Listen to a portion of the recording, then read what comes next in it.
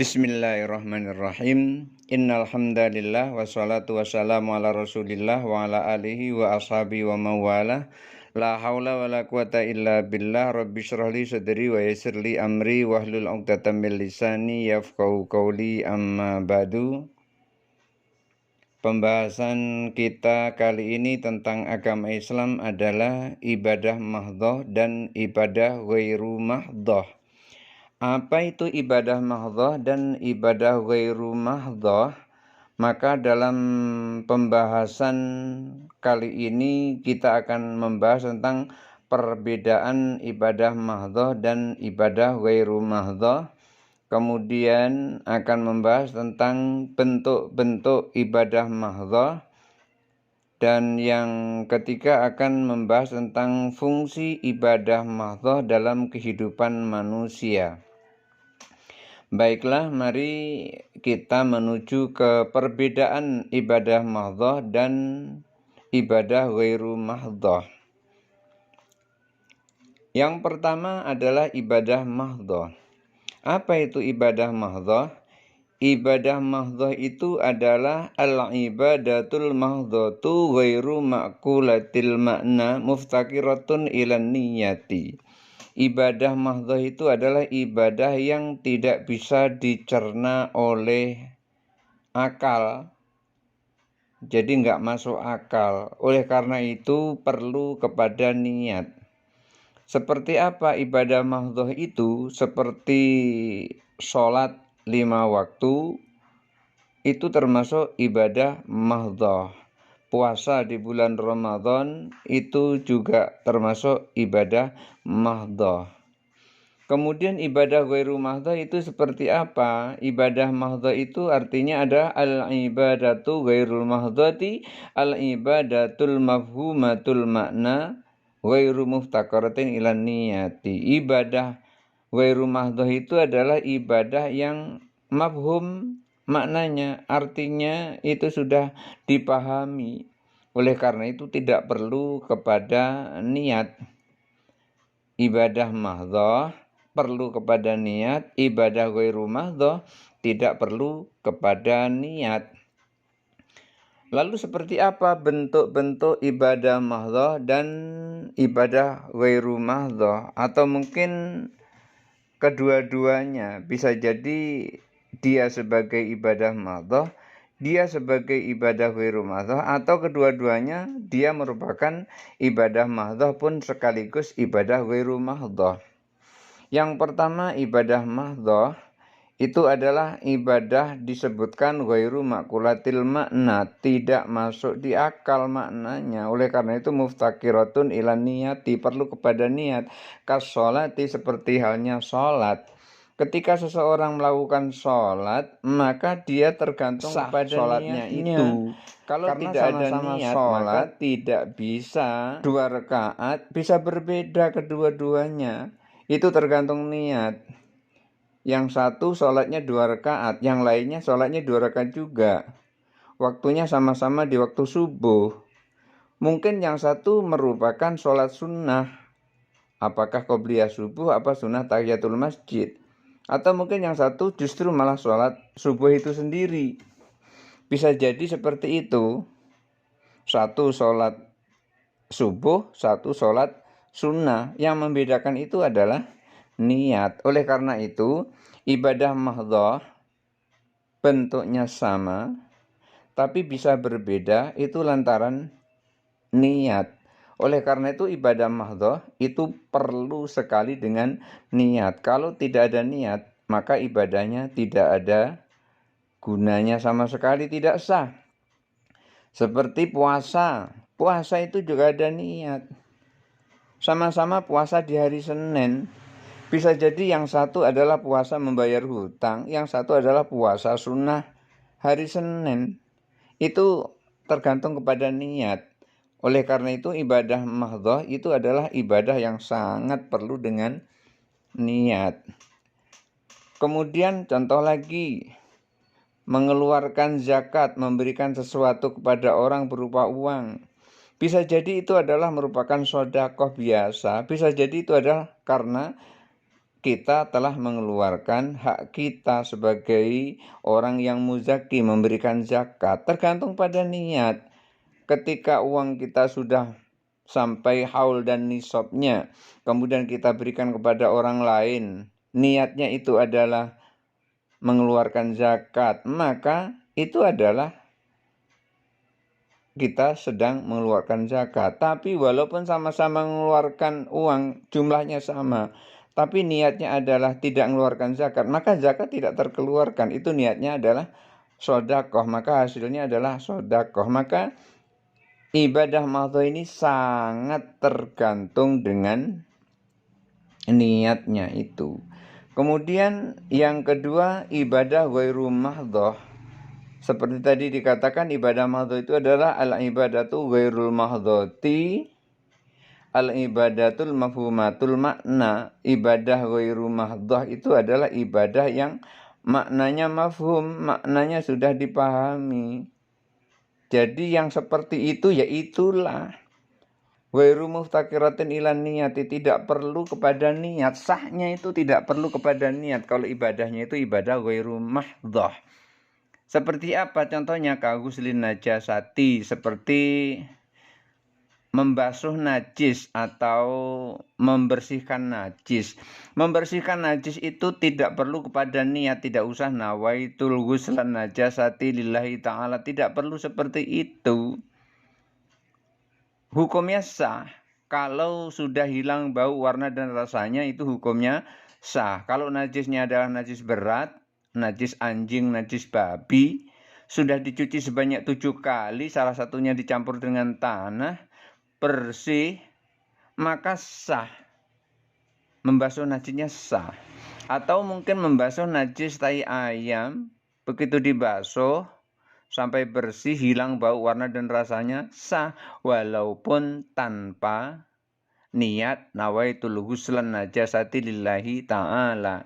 Jadi ibadah ghairu mahdhah itu adalah ibadah yang tujuannya sudah mafhum, sudah bisa dipahami. Seperti menghilangkan najis, dicuci itu sudah masuk akal. Ya iya, namanya kotor dicuci, maka tidak tergantung kepada niat, tidak butuh kepada niat. Lalu kalau niat bagaimana? Ya boleh kalau niat. Kalau niat boleh, tapi bersihnya najis itu tidak tergantung kepada niat. Beda dengan yang ibadah ghairu mahdhah. Maksudnya beda dengan ibadah mahdhah. Ibadah mahdhah itu sangat tergantung dengan niat. Kalau ghairu mahdhah tidak tergantung kepada niat sahnya. Kalau ibadah mahdhah itu tergantung dengan niat. Seperti menghilangkan najis tadi, tidak usah niat, yang penting najisnya hilang, hilang bau, warna dan rasanya, selesai, sah menghilangkan najisnya. Apalagi contoh yang lain, waradul ghasabi, mengembalikan barang rampasan. Asal barang rampasan itu sudah dikembalikan kepada yang punya, selesai hukumnya, udah sah itu, walaupun nggak ada niat. Misalnya nawaitu ruddal ghasabi lillahi ta'ala, tidak perlu seperti itu. Hukumnya sah, asal sudah dikembalikan barang yang diambil dari orang dengan paksa tanpa izinnya. Seperti ngambil sendal tanpa ngomong-ngomong, atau ngambil sepatu tanpa ngomong-ngomong, atau ngambil HP-nya tanpa ngomong-ngomong. Asalkan sudah dikembalikan kepada yang punya, maka sah hukumnya. Tidak perlu kepada niat. Wal awari, dan juga mengembalikan barang pinjaman. Misalnya hutang uang, ya asal sudah dikembalikan, walaupun dia marah-marah, asal sudah dikembalikan sah. Walaupun setinggi marahnya apapun, yang penting kalau sudah dikembalikan uang itu kepada pemiliknya sah. Tanpa niat sah, yang penting uangnya dikembalikan. Walaupun dengan niat nawaitu mengembalikan uang umpamanya, tapi uangnya nggak dikembalikan, ya nggak sah, belum sah itu. Maka sahnya membayar hutang itu kalau hutangnya sudah dikembalikan kepada yang punya. Inilah ibadah ghairu mahdhah.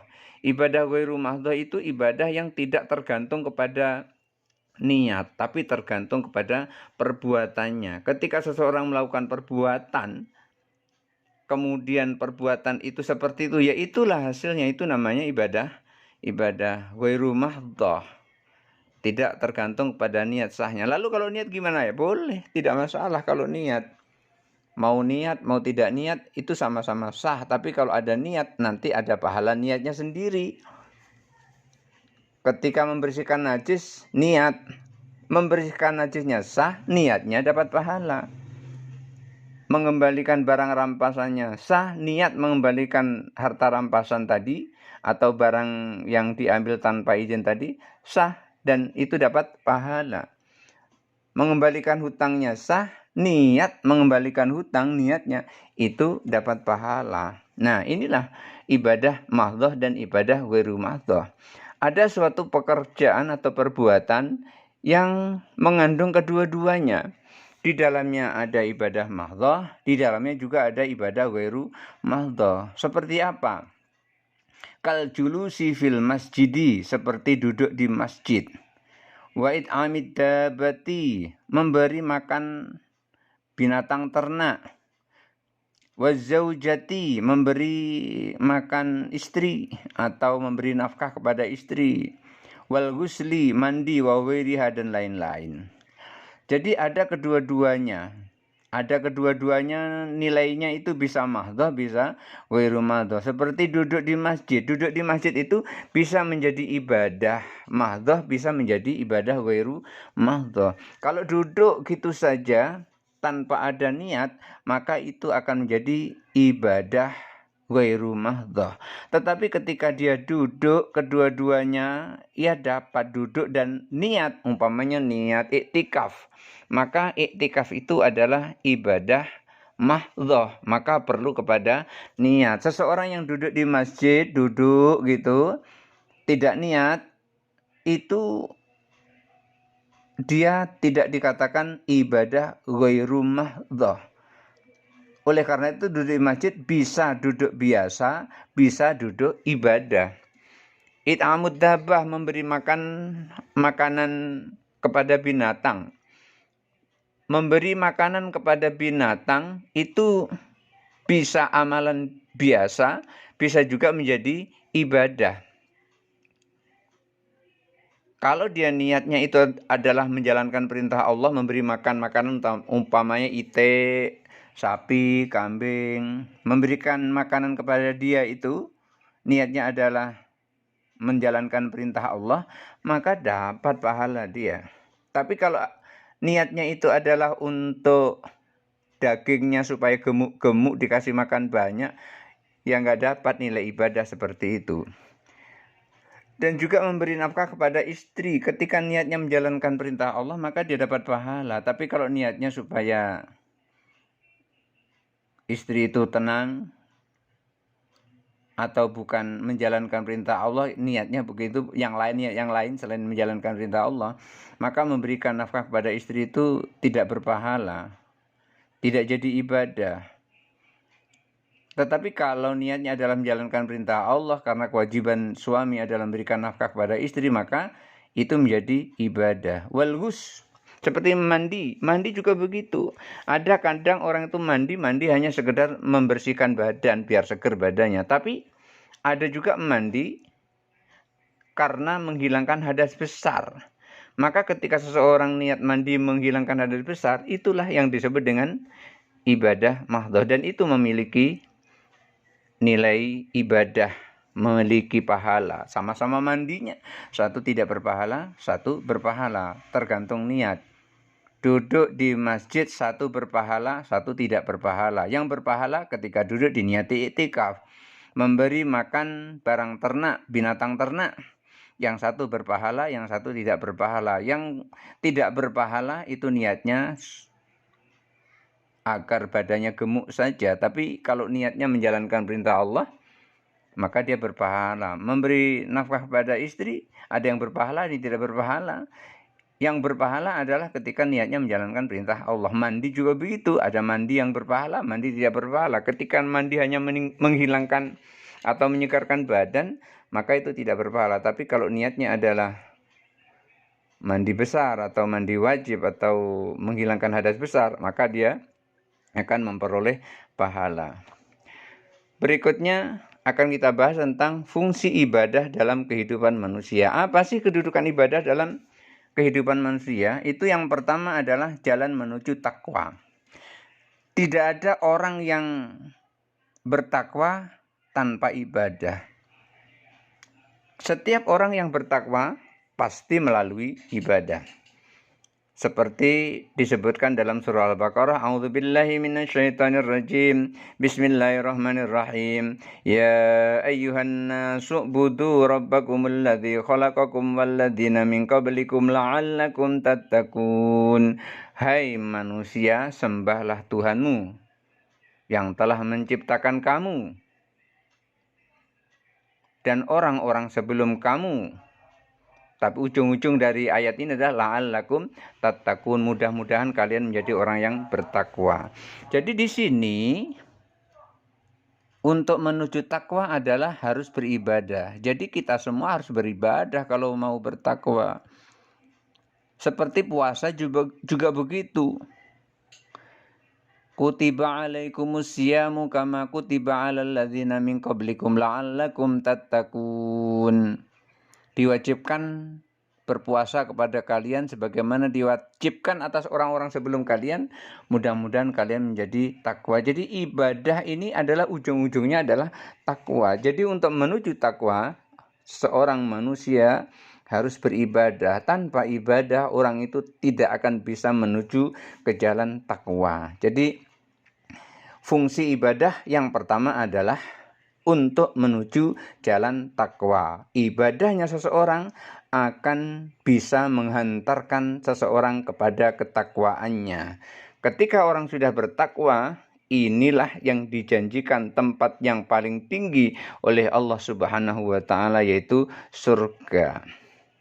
Kemudian fungsi ibadah dalam kehidupan manusia yang kedua adalah menenteramkan hati. Tidak ada orang yang hatinya tentram itu tanpa dia ibadah. Pasti dia ibadah. Ala bidzikrillahi tatmainnul qulub. Bukankah dengan mengingat Allah hati akan menjadi tenang? Mengingat Allah itu adalah ibadah. Ketika kita dalam duduk-duduk diam menyebut subhanallah, subhanallah, subhanallah, maka akan menenteramkan hati. Atau dalam kita bernapas Allah, Allah, Allah, Allah, Allah, itu adalah ibadah. Itu termasuk berzikir. Wadhkurisma rabbika, dan sebutlah nama Tuhanmu. Siapa nama Tuhanmu? Allah. Jadi kita disuruh nyebut Allah, Allah, Allah. Tapi watabaddal tabdila. Tapi kita disuruh untuk melakukan secara ikhlas. Jadi menzikirkan atau menyebutkan nama Allah itu adalah termasuk zikir. Walaupun ada orang yang mengatakan itu tidak zikir, itu berarti salah karena bertentangan dengan Al-Quran. Di dalam Al-Quran disebutkan wadhkurisma rabbika, dan sebutlah nama Tuhanmu. Nama Tuhanmu siapa? Allah. Artinya kita menjalankan perintah Allah. Menyebut Allah itu menjalankan perintah Allah. Kita menyebut Allah, Allah, Allah, Allah. Itu sudah berzikir namanya itu. Karena perintah Allah, wadhkurisma, dan sebutkanlah ismun itu namanya nama. Wadhkurisma rabbika, dan sebutlah nama Tuhanmu. Siapa nama Tuhanmu? Allah.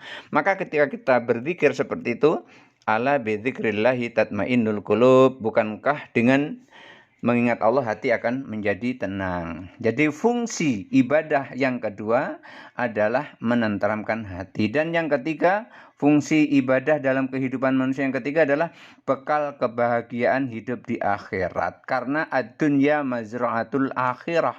Dunia itu adalah sawah ladang buat akhirat. Rasulullah pernah menyampaikan la yadkhula ahadukumul jannata bi'amalihi. Tidak seorang pun kalian masuk ke dalam surga karena amalnya. Lalu sahabat bertanya, wala anta ya Rasulullah? Demikian jugakah engkau wahai Rasulullah? Lalu Rasulullah, wala ana. Demikian juga aku tidak masuk surga karena amalku. Illa ayyataghammadani Allah bi rahmatin, kecuali Allah memberikan rahmat kepadaku.